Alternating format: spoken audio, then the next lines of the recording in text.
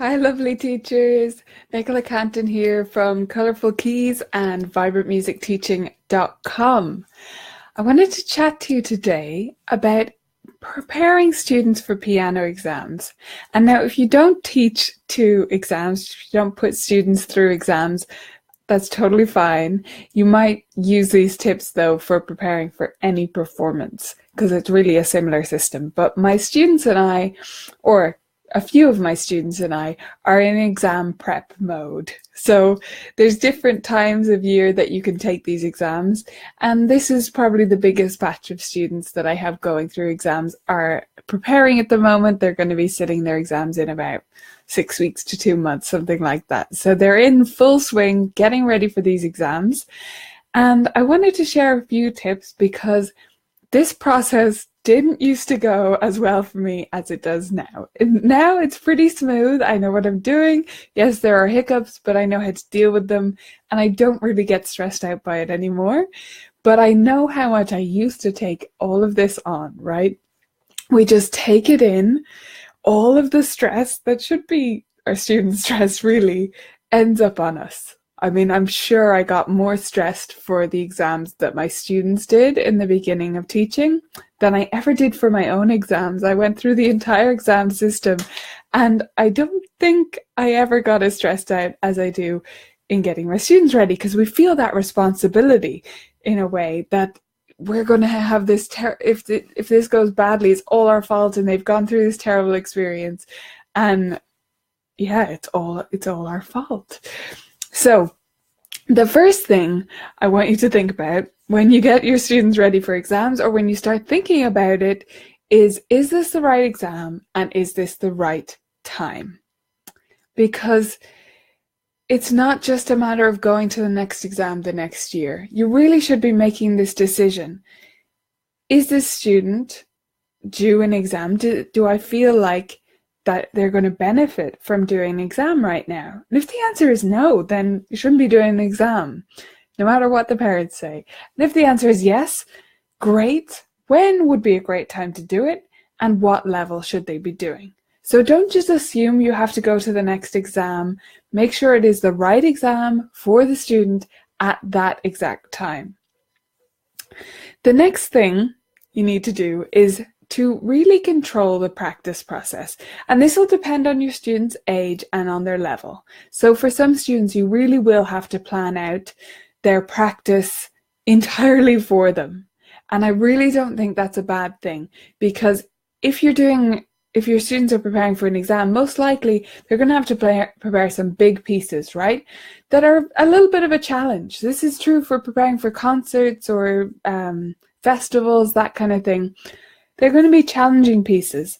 And if you leave them completely to their own devices and they're young and inexperienced, they're going to just rush through the easiest one, learn the entire of the easiest one, or maybe their favorite, usually just the easiest. And then that one's going to be ready and it's going to gradually deteriorate until the exam. And the other ones are going to be neglected. And the hardest one is going to be left till last. And it's all going to be a mess. So you really need to control that practice process. I like to split my students' pieces up into sections. And I use those sections to structure their practice. And we've been creating targets using my 30 practice bullseyes, which you can find on the Colourful Keys blog, to set targets for each and every week so that they have step by step where they're going to go. And the older they are, the more they're designing this process and I'm just helping them follow it. And if they're younger, I'm designing the process for the most part. And we just talk about the nitty gritty together and what their next target is going to be. So that is the number one thing that has really changed is I've completely taken ownership over how we're going to split up that practice and how we're going to work towards those goals because they can't do it to that extent that it needs to be done for big pieces like this. So when we're preparing for an exam, I take over that planning and I really put a lot of thought into how we're going to structure it based on the pieces that they've chosen. So that's the first two things. The first thing is just to make sure it's the right exam for that student at the right time. And the next thing is that you're going to structure the practice process for them. The next thing you really want to do when you're getting your students ready for exam is to plan in some dress rehearsals, some video recordings, some trial runs of the exam. Because if these don't happen early enough, and if you leave them too late down the road, then it really does get really stressful when they do happen, and there's only 2 weeks left to go, and they're totally not ready and you didn't realize, or they didn't realize, or mum didn't realize. So you really need to plan in these dress rehearsals or these trial exams, mock exams along the way, and halfway points. So I'll even have ones where they're allowed to play their pieces at a slow tempo, but we do the whole exam process just as we would anyway, even though they're not going to be able to play the whole piece or not going to be able to play it up to tempo. That's fine.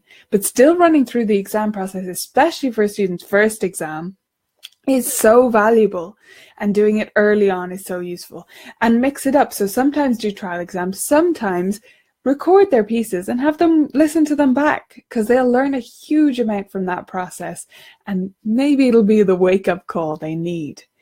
In keeping with that, the next tip is just to not forget about the little bits. If you've prepared students for exams, you know all the little bits I'm talking about. There's like oral tests, and maybe there's some theory questions, there's scales, there's sight reading maybe, there's some kind of musicianship test, something going on like that. If that's the case, and it probably will be, don't leave those bits till last. And I know how easy it is to do that. But if you integrate them into that practice plan that you made earlier, they're not going to get left till last because they're part of your plan. So really structuring this out at the very start is so useful, so helpful to get these things in from the very beginning. And those mock exams will help with this too, because you'll walk through those in the mock exam, and the student will get to see what is actually involved in the whole thing, so that they're preparing for all of the bits and pieces. And finally, I just want to encourage you to put some games into your lessons, because it wouldn't be a video for me if I didn't encourage you to use more games, right? But really, there's a lot of this process that can be fun. And it shouldn't be that you get to exam time of the year and it just gets all serious and a bit miserable and super stressful for you. It doesn't have to be like that. If you plan this out and you know at what stage you're going to have to cover, the scales or the key signatures or whatever it is, this is true for theory exams even more so, then plan those games in. Get some games. Go to the vibrantmusicteaching.com, go to the library, and get some games that are specifically going to target those issues. I'm even working on one today that is specifically for sight reading skills, so I'm really excited to release that one. But planning games into this process and having that structure in place gives you the freedom to actually enjoy this with your student, and to let them enjoy it and have fun with it and make it really rewarding, get all the great stuff you can get out of exams without it being stressful or taking up months and months and months of your time. Some of you might know that I have a 3-month exam rule. So if a student can't sit an exam within 3 months, it ain't happening. They're not ready to do that exam at all. They need to do other stuff first, and then we will get to the exam later. But that's a whole other topic.